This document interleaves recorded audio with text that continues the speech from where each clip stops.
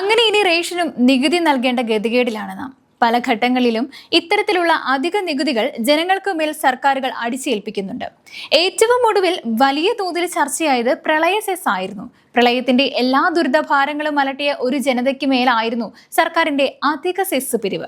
സാമ്പത്തികമായി ഏറെ പിന്നോക്ക അവസ്ഥയിലേക്ക് തള്ളപ്പെട്ട ജനതയോട് സെസ് ചോദിച്ചത് വലിയ വിവാദങ്ങൾക്ക് അന്ന് വഴിത്തിരിവുണ്ടായി. ഇപ്പോഴിതാ റേഷൻ വാങ്ങുന്നവർക്ക് സെസ് ഏർപ്പെടുത്തുവാൻ സർക്കാർ ആലോചിക്കുകയാണ്. മുൻഗണനേതര വിഭാഗമായ നീല വെള്ള കാർഡ് ഉടമകൾക്ക് മാസം ₹1 സെസ് ഏർപ്പെടുത്തുവാനാണ് ശുപാർശ.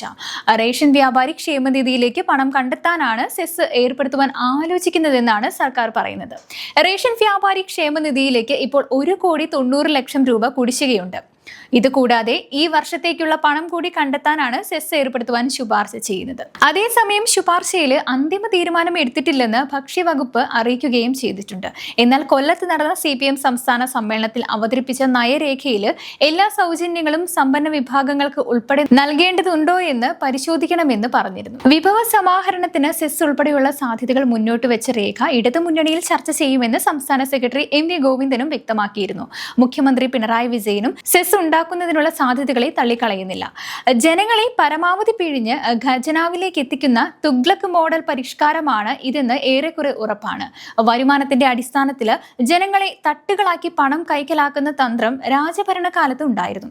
പെട്രോൾ സെസ്, മദ്യ സെസ് തുടങ്ങി കെട്ടിട നികുതി വർധനവ് വരെ സമസ്ത മേഖലയിലും വരുമാനം ഉറപ്പാക്കിയ സർക്കാരാണ് വീണ്ടും ജനത്തിന് മേൽ സാമ്പത്തിക ഭാരം അടിച്ചേൽപ്പിക്കുവാൻ വഴി തേടുന്നത്.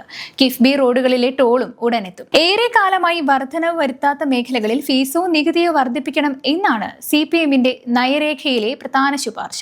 നവകേരളത്തെ നയിക്കുവാൻ പുതുവഴികൾ എന്ന 41 പേജ് റിപ്പോർട്ടിലാണ് സെസ് ചുമത്തുന്നതടക്കം നിർദ്ദേശങ്ങൾ. വിവിധ മേഖലകളിൽ നിന്ന് ലീസും മറ്റുമായി കിട്ടേണ്ട തുകകൾ പിരിച്ചെടുക്കുവാൻ ശ്രമിക്കണമെന്ന് നയരേഖയിൽ പറയുന്നുണ്ട്. എന്നാൽ നികുതി പിരിവ് ഊർജിതമാക്കുവാൻ പോലും കാര്യമായ ഒരു ശ്രമവും നടത്താതെയാണ് ജനങ്ങളിൽ നിന്ന് പിടിച്ചെടുക്കുവാനുള്ള പുതിയ നീക്കവും വരുന്നത്. ക്ഷേമ പെൻഷനുകൾ നൽകുവാൻ പെട്രോൾ സെസ് പിരിക്കാൻ ഒന്നാം പിണറായി സർക്കാർ തീരുമാനമെടുത്തിരുന്നു.